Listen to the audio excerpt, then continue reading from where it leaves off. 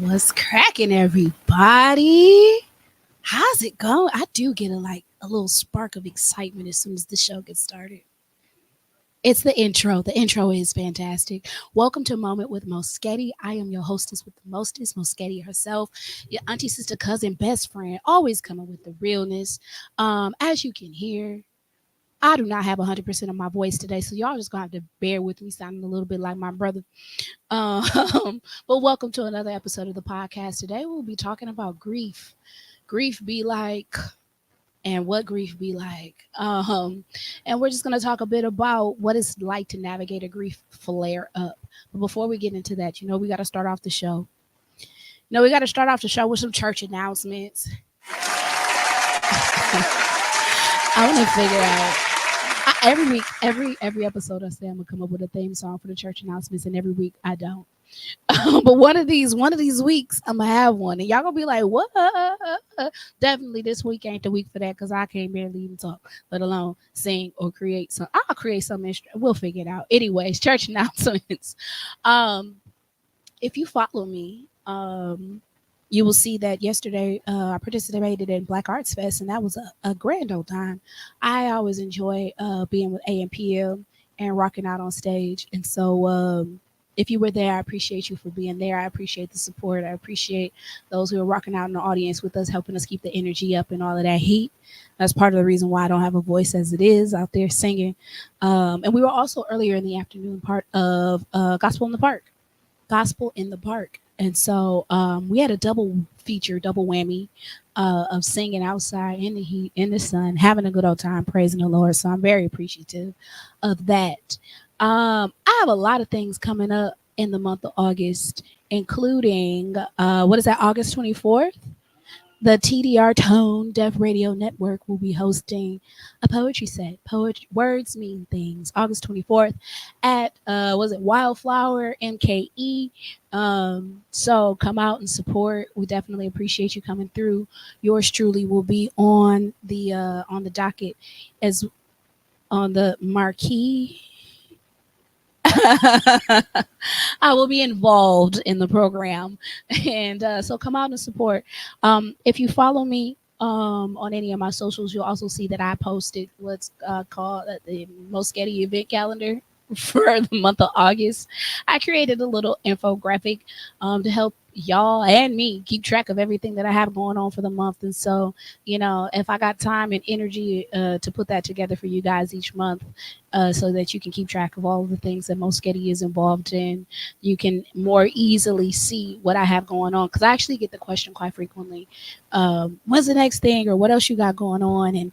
And between Praise Motivated and between doing poetry and the podcast and the poetry workshop that I host every second and fourth Friday at Paradise Social Lounge, I actually have quite a bit going on outside of my regular schedule. And I love for people to be involved in as much as what I have going on as possible. I understand that everybody can't be at everything, but I do ask that if anything in particular that I'm doing resonates with you, that you please come out and that you please support, whether you can support be it in person, support by sending donations when I am involved in things that require donations, such as I'll be a part of a poetry showcase on the 23rd, the Teachers Takeover, which is a school supply drive for teachers. That will help you keep track of what I have going on and also provide you an opportunity to support, whether near or far, the different things I got going on. Now, for me as an artist, it's very important to me that you guys are actually entertaining, you enjoy what I got going on. And so I put in a lot of effort to make sure that from one event to the next, you're not getting the exact same show. And so if you come to one thing, don't think that Moesghetti and you've seen everything that Moesghetti has to offer.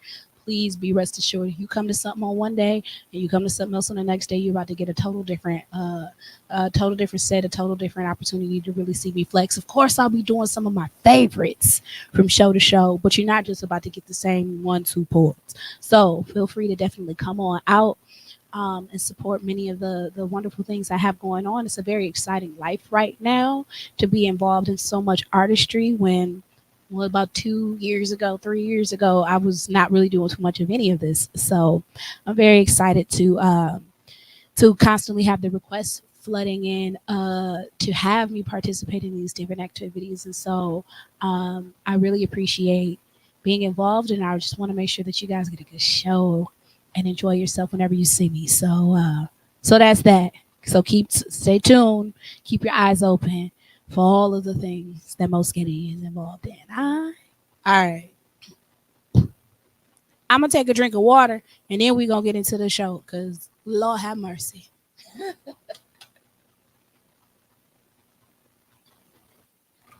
lot of people get stuck on different levels of grief, and that's the biggest problem I see. Shonda Burke, so you are ready to jump into the topic for today. So yes, today we're talking about grief and what grief be like. Um, so I actually had a different topic um, on my heart for today. It was something completely different, but where I sit right now, my energy just wasn't feeling presenting that. Cause I've been down. I've been down. Um, if you know me for some time, if you follow my poetry, a good friend of mine passed away August 15th, 2015. And so the beginning of August typically is a little difficult for me. Um, just leading up to the anniversary of his passing. And I found myself this year feeling kind of numb concerning the situation. And so I decided to kind of pivot and talk about grief, talk about a grief flare up, and really how to navigate that. We'll be approaching year 9, and I've learned a lot of things about myself as navigating this year to year, not just with his death, but the death of my grandfather as well, which was in 2019. Which those things hit a little bit different from one another. My friend passed away quite suddenly, and my grandfather had been sick, and so my emotional reaction to the two are quite different. Um, and so I wanted to really share today about what a grief flare up is and how to navigate it, and sprinkle in a little bit of how I'm navigating the one that I'm kind of in the middle of right now. So I define a grief flare up as an instance in which grief manifests itself in a prominent way. So just like any other instance, we have any other medical condition. You may live with a medical condition chronically, but there are times in which it is more exacerbated, where you feel the symptoms more than other times, or where they come out of remission and you feel them fully. Um, Anybody who's lost someone kind of knows that you don't really get over it. You just kind of learn how to move forward in life. And there are days in which you don't really miss the person at all. You're not really thinking about it at all. You're just kind of navigating day to day. And then there can be instances, whether it be a moment or days or weeks, months, in which you find yourself really experiencing different emotions connected to grief, whether it be sorrow, whether it be anger, or frustration, a variety of things you could feel concerning grief. And so a grief flare up is just an opportunity or a moment when you are experiencing things connected to your grief that is changing your mood, changing your behavior, changing your habits, changing your mental states. And so today, and is with as much voice as I can muster up, I want to talk about 3 things to help you navigate your grief flare up. Um, so the first thing that I wanted to point out today to help you navigate your grief flare up is that you actually have to acknowledge that you are experiencing a moment of grief. And just like many other mental health situations, it can kind of sneak up on you without you realizing it, especially if the grief is creeping in. Well, honestly, if it's creeping in any kind of way, but if it's creeping in like depression creeps in, you might not even realize that you are having a grief flare up until you are in the thick of it. But when you are in the thick of it, it's important that you acknowledge that that's what's going on. And by acknowledging it, you have an opportunity to understand where you are so that you can change things or you can navigate it more easily. Many times, try to act like we're okay. People ask you, how you doing? I'm fine.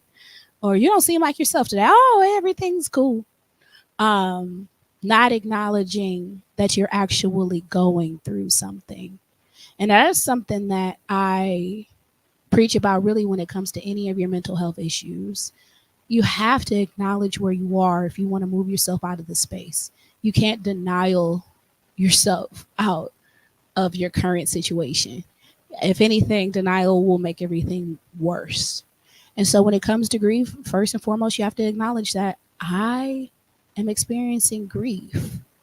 It may not be anxiety, it may not be depression, it may not be I'm hungry, it may not be I'm tired, it may not be I'm manic, I'm excited. I might be running away from my feelings. I might be overcome by my feelings. So acknowledging that it is grief helps you pinpoint a little bit more about how you can be navigating away from it and through it. And some of the things that you can pay attention to in the acknowledgement of your grief and helping you recognize that it is grief is the changes of your behavior. Um, the difference between just like a regular bout of depression or a regular bout of mania or avoidance or anything that you might be experiencing, because there could be a plethora of things that you're experiencing in your grief.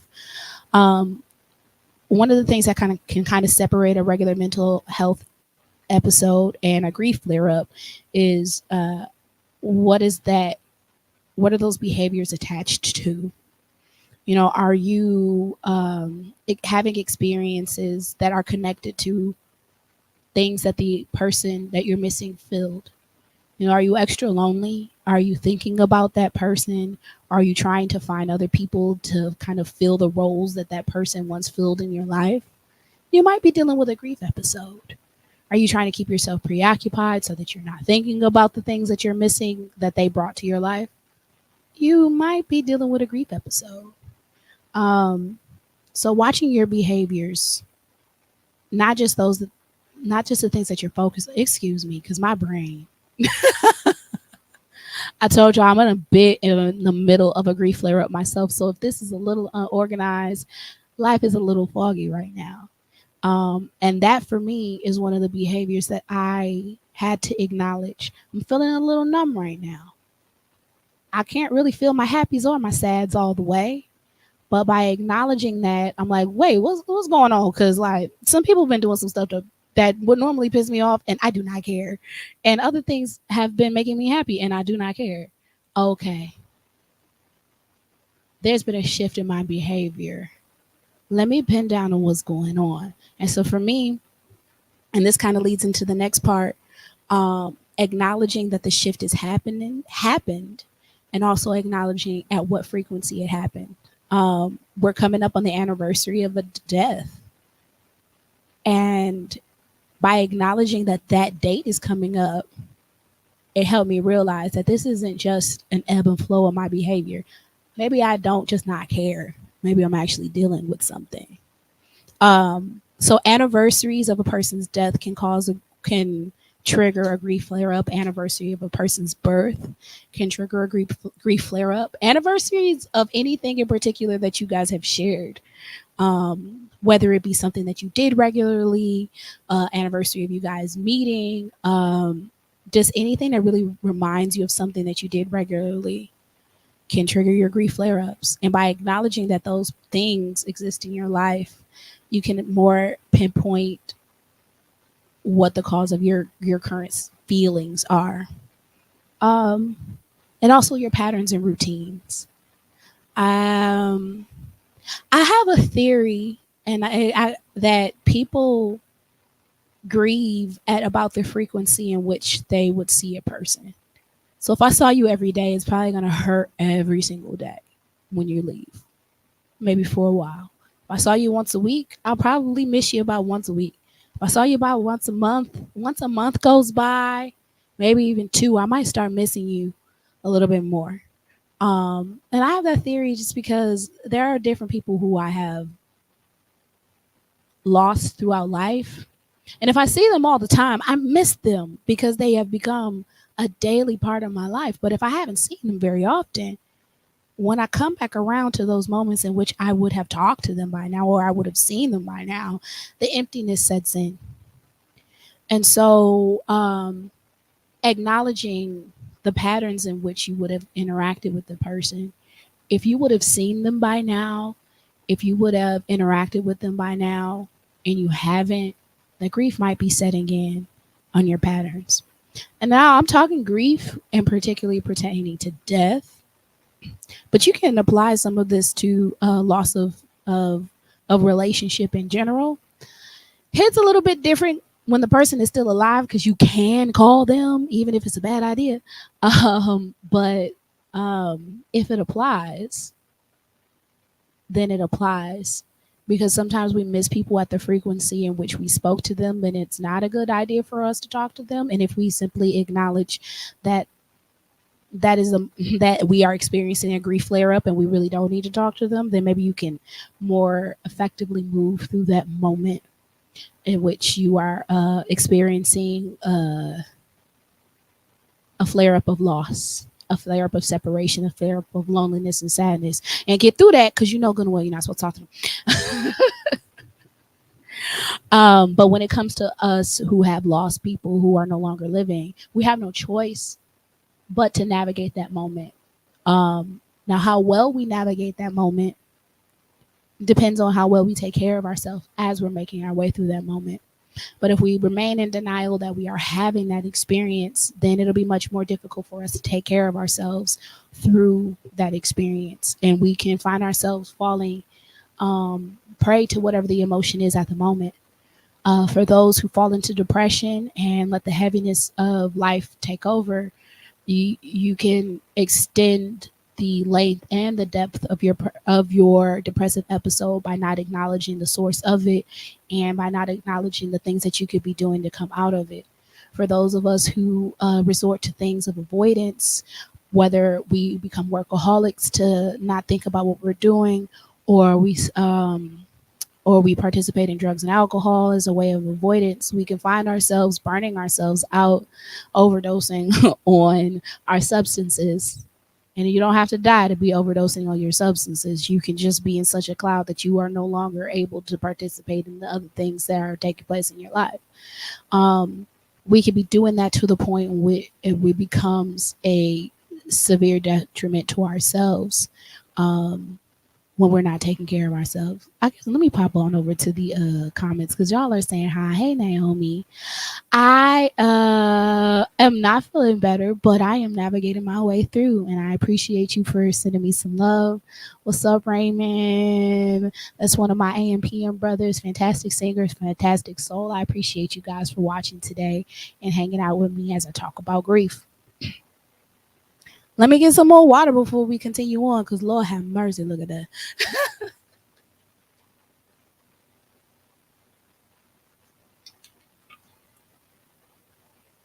I be singing hard, and I don't usually lose my voice after all that singing, but this weekend was a different kind of something. All right. So, after you acknowledge that you are in grief and what your grief is doing to you, you need to give yourself grace. You need to give yourself grace. You need to give yourself permission to be sad and room to get better. You need to not beat up on yourself for how you're feeling and for why you're feeling that way.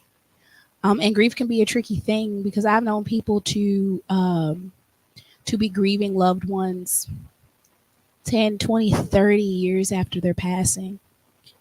And it may seem like, oh my goodness, this person has been gone so long, I should be used to this. But if a grief flare up is happening and you happen to miss them, give yourself grace. Allow yourself to emote. Make room for your true feelings if they're true to you. That doesn't mean succumb to them all the way. Well, that means don't beat up on yourself because you have emotions. Don't beat up on yourself because you have loved and now you have lost. Don't beat up on yourself for the things that you were able to accomplish with those people and the things that you weren't able to accomplish with those people in their lives. Make room for your emotions. Make room for you. And allow yourself to feel how you feel without being abusive to yourself. Because being abusive to yourself doesn't help. the scenario at all. As a matter of fact, it makes it worse. Crying about how you shouldn't feel this way and then trying to back your way out of it instead of allowing yourself to go through it will just make the next grief flare up worse. Will make the current grief flare up worse. So giving yourself grace takes the pressure off of what you think you should be doing at the moment. Giving yourself grace allows you to move through life smoother without high expectations of how you should be operating. So if you are normally functional, if you normally get a lot of stuff done, if you're normally high energy or bubbly, you're just not that right now. Sometimes you need to give yourself grace and allow yourself to not be that right now. Because you're going to wear yourself out trying to be something that you can't be at the moment. People been fussing at me all day today. What's wrong with you? This is not the person I know. Yeah, I know. You be all right. I'm not being rude. I'm not being mean. I'm just honoring the way that I genuinely feel in the moment, and I'm not forcing myself to be more than what I am. And that is giving myself grace to have the experience that I'm having, knowing that it won't last forever, knowing that I don't live in this space, knowing that I don't desire to live in this emotional space, but allowing it to exist because it exists, not because I'm trying to exacerbate it, not because I'm trying to elicit any particular sympathy, but because it is my true experience. And I'm allowing my true experience to be. Give myself grace. Um, I had another thought, but it left, so I'm gonna let it go. Give myself grace.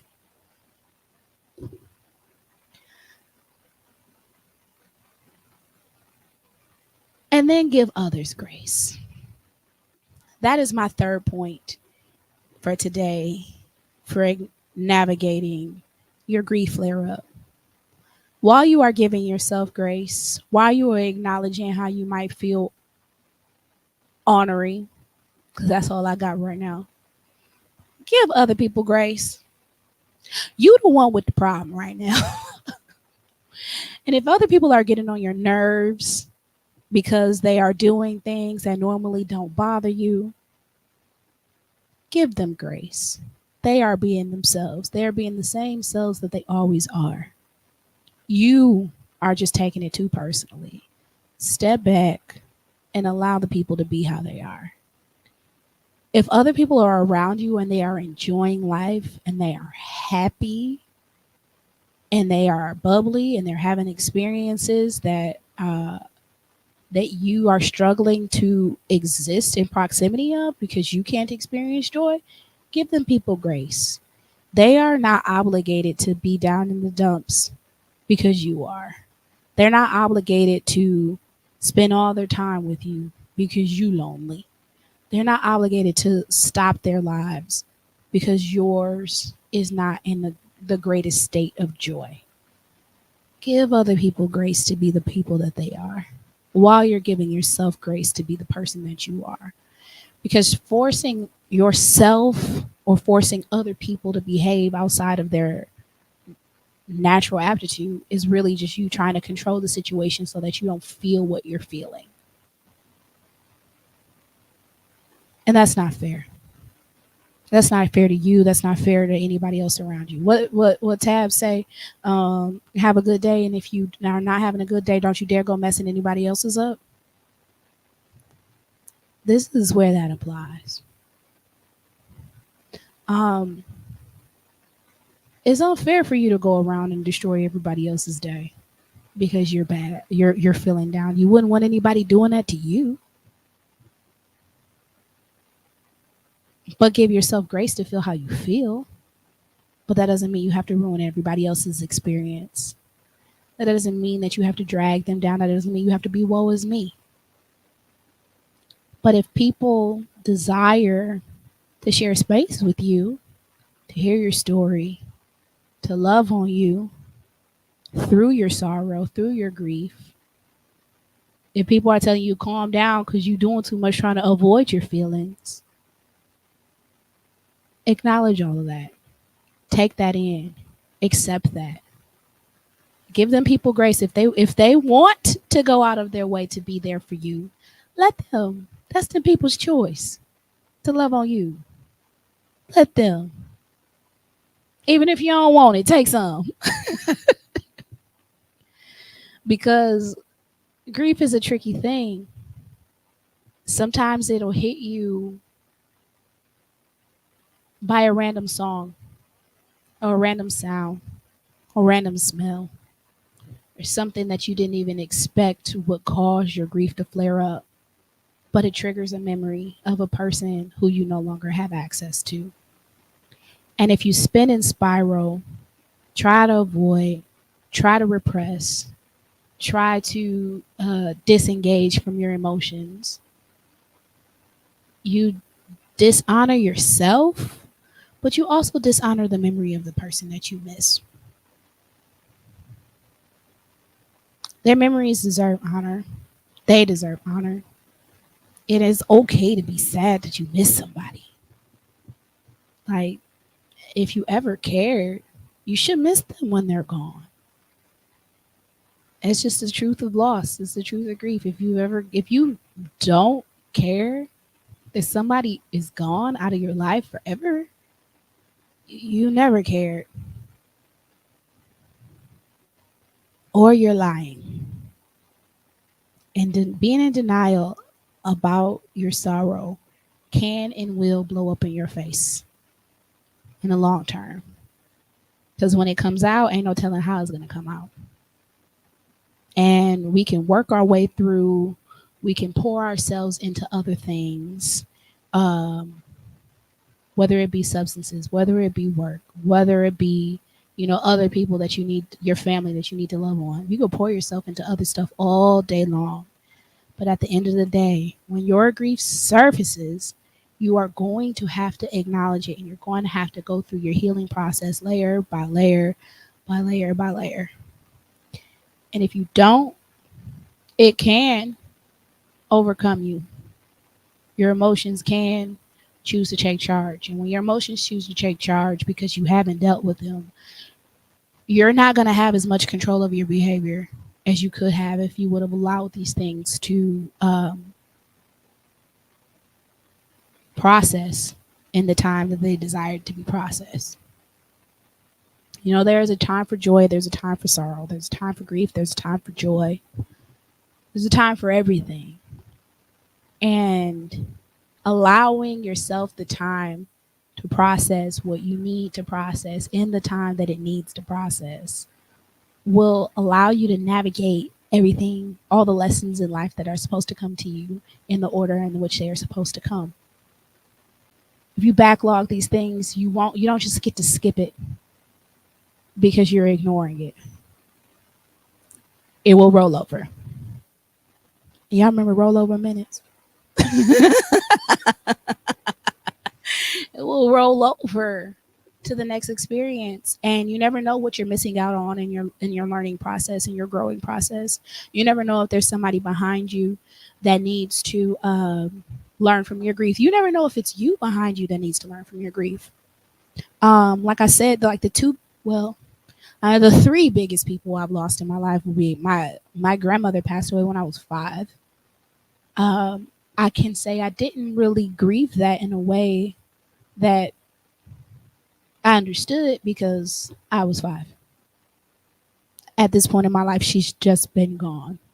I grieve it differently because I understand now those pieces of motherhood and womanhood that I missed out on because she was not here to teach my mother, who wasn't here to teach me.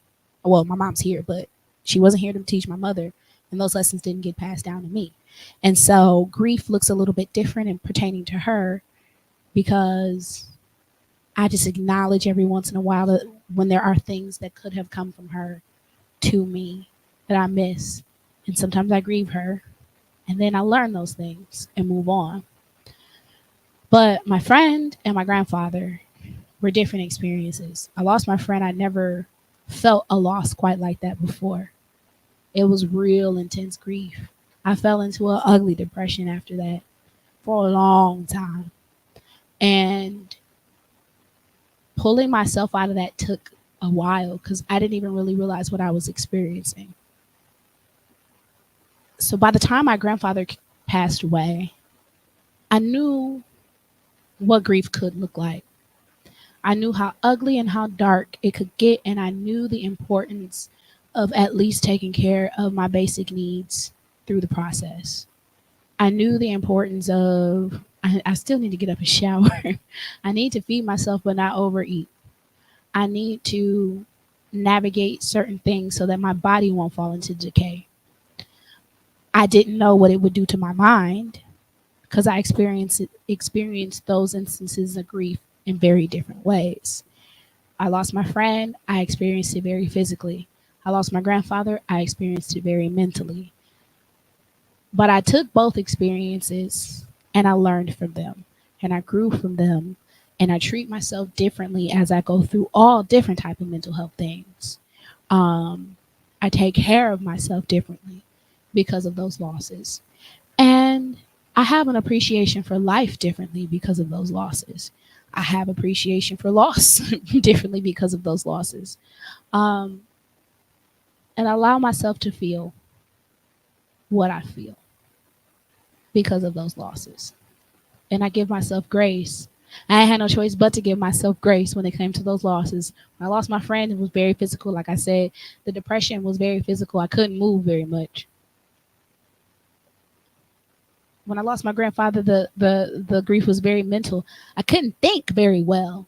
Like I literally remember being in a meeting at work and telling the people, you want me to do lots of things, and I can't plan anything that is further than 3 days out. And I remember them telling them this, and I know that they did not believe me, but I did know that it was all I had. I literally like couldn't plan anything further than 3 days out. Like that's all I had. I could not. The executives were not functioning. So it took a toll on me mentally, really, really, really bad. And I had no choice but to give myself grace because you want me to do something 5 days from now. I can't tell you what 5 days from now looks like. I can't. You can want me to. I cannot. So what you want me to do? I can stress about it, I can cry about it, I can fuss about it, I can cuss about it, or I can continue to take care of myself until I am back in a space where I can plan ahead. Well, now you said I said at the top of the show, I gave y'all a calendar about my whole month of events. Clearly, I could plan more than 3 days out in advance now, but then I couldn't, and I could beat myself up about the state I'm in, or I can graciously do what I can. I can give you what I have, and you can work with me in return.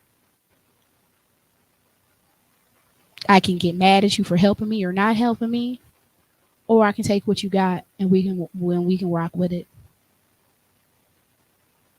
I had to learn a lot about myself, and when I have grief flare ups, I still have to learn about myself. Like I said, now I feel numb. My happies ain't as happy as I need them to be, and my sads ain't as sad as they could be. Um, and sometimes that's okay, and sometimes not. I'd rather not be on either extreme because that sad extreme is ugly. I don't want to be there. And that up extreme usually is coupled with avoidance. I don't want to be there either because the crash from that is ugly. So where I am is just where I am. And I know it'll pass. And I'm okay with that. But at least acknowledging where I am right now is informing some of the behaviors that I have going on. And, I told y'all before when I did my weight loss episode that I lost a lot of weight because I stopped smoking a bunch of weed. I got more active and I quit eating as much. And I'm like, why I got the munchies? Like I've been smoking. I ain't been smoking. What's going on? Well, I'm feeling numb. And munching on something feels like something. Oh, I'm having a grief flare up. Being in the kitchen is sensation seeking in a way that is not as dangerous as or destructive as other sensation seeking that I have dealt with in the past that I will not be sharing at this moment. But now that I know that, I'm like, okay, well, I can give myself grace in the way of eating things that are healthier if I'm gonna be back and forth to the kitchen all day long. I can give myself grace by just being okay with whatever little 3, 4, 5 pounds I might gain in the process of this grief flare up. It's all right. All my clothes too big anyways. I can give myself grace when I want to crack jokes that it's okay because hey, at least I'm laughing a little bit, even if it's at my own experience. Everybody will be all right. But acknowledging where you are, accepting where you are, and why you're there will help inform you of what you can do right now. Giving yourself grace to do what you need to do, how you need to do it. Whether you're on top of the world and you got all the energy to do everything, or you're at the bottom of the pit and you can only take care of your basic needs and barely that, will help you navigate through. And giving other people around you grace because they are allowed to live their lives to the fullest. And they are allowed to do stuff that irritates you and you do not have to take all your anger out on them. Will help really not just you, but everybody who is around you live a little bit better. Um, and I think that is about all I got for y'all today. Because to be honest, I don't even want to talk about this for a whole hour. It's sad. Um, but I hope that wherever you are in your grief process, whether you are in the middle of a grief flare up or this is the first time you've ever heard of such a concept, that what I've had to say today will help get you through it just a little bit easier. And maybe it helped me get through it easier, or maybe it didn't. I don't know. We had to pod today though. And I barely have a voice. So I'm going to give myself grace there too. Um, and not run all the way out what little I have left. So, yeah, we're going to go ahead and we're going to pray out. We're going to get up out the studio, all right? Dear Heavenly Father, I thank you for this day. I thank you for this time. I thank you for this connection. And I ask you to be with me, be with my heart, be with my mind, be with those who are under the sound of my voice. I ask that you come to us in the vein of healing, that our hearts be whole, that our minds be clear, and our spirits be full of all the things that we need in order to live a wonderful and brilliant life. I ask that you be with me on this day. I ask that you be with my followers on this day, and that you extend your arms of love and protection and guidance around us. In the name of the Father, the Son, and the Holy Spirit, who work through me. Thank God and amen. I appreciate y'all for being here with me today. For the people who have been watching all the way through, I see you. For those who watching the replay, I appreciate you. I appreciate your acknowledgement and your encouragement. And yeah, if you support the show, if you believe in what I got going on here, feel free to support by liking, commenting, sharing, sending the pod to those who you think will benefit from this message. And of course, if you ever want to provide any financial appreciation for the time spent here today, you can hit my Cash App, Moesghetti. Buy me a coffee, buy me a car, whatever's in your wallet, whatever's in your heart. I appreciate it because this is a labor of love that I extend from my life to help you with yours. So, with that being said, I thank you for spending a moment with me. Take care of yourself, take care of those who love you, and allow yourself to be loved. All right, take me out, Tone.